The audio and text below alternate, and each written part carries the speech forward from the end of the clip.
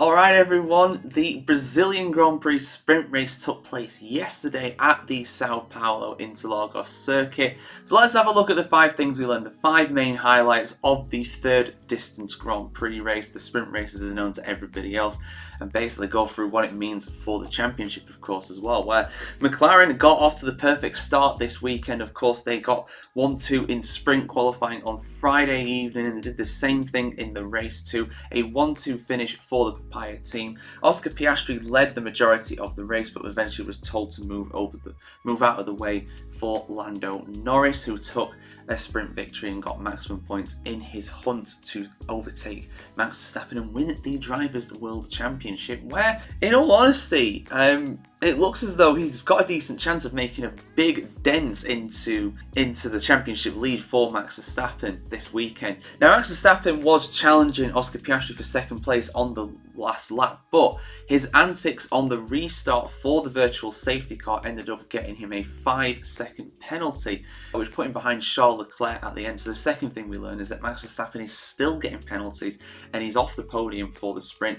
That means he scores 4 points, Lando Norris scores 8, so that's a 4-point difference in the points for the sprint race. What happened there? Obviously the big points are in the Grand Prix on Sunday afternoon, but we'll get there eventually with that. But it's looking very good for McLaren so far. I must say the third thing we learned is that, Ferrari really were a little underwhelming in this one, I thought. I mean, Carlos Sainz was relatively nowhere in P5. Charles Leclerc, he finished on the road in P4, but he did a really good job in keeping Max Verstappen behind for as long as he did, because he was a lot faster than the Ferrari man. But in the end, 3rd and 5th isn't too bad of a result, and they do have a chance of getting a podium, especially as in the Grand Prix, especially with Max Verstappen, of course, having his 5-place grid penalty going into the Grand Prix. Someone who was impressive as well was Pierre Gasly. I mean, he's working miracles in that Alpine. Like, where is this pace coming from? His teammate Esteban Ocon is showing no shades of this at all. But Pierre Gasly, P7, 2 points. That's massive for their battle against Williams in the Constructors' Championship. Both of those teams going for 8th place in the Constructors' Championship. Obviously, Williams not getting any points during the sprint race. I don't think Williams are going to score any points in the Grand Prix either. They were a little bit outside the top 10. They don't look particularly quick, but that Alpine, in the hands of Gasly at least, is looking very good indeed. I just want to talk about Liam Lawson, Sergio Perez again. I know, these guys battling it out. I mean, Lawson apparently in the shop window to try and take Sergio Perez's seat for next season. Sergio Perez just trying to survive at this point as well.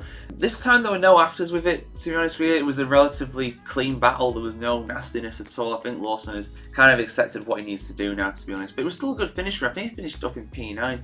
His teammate though, I mean, listen, I criticise Perez all the time for not being fast enough, but he did a decent job in this race. I mean, yeah, he shouldn't have been as far down the order as what he was at the start, but he got into the points by the end, got a P8, got the final point. I think that's, given the pace of the Red Bull this weekend, I think that's a decent result, to be honest, given where he started. But of course, he should not have started as far down as he did. But yeah, those are the 5 things that we learned from this race. I will go into detail in a separate video, which should be out at the same time as this one, just basically going into why Max Verstappen got that penalty for his virtual safety car restart, what the steward's reasoning was for it, and whether it's fair, because I'm sure a lot of his fans will be very annoyed at that, but I don't think it's got a leg to stand on. But yeah, full video on that coming out at the same time as this on F1Chronicle.com. And we'll see you soon for some more action from the Brazilian Grand Prix weekend. Of course, qualifying has not taken place yet. I'm recording this on Sunday morning. As you might be able to tell, I'm very much under the weather. I have a very nasty cold that my son has given me, but I'm still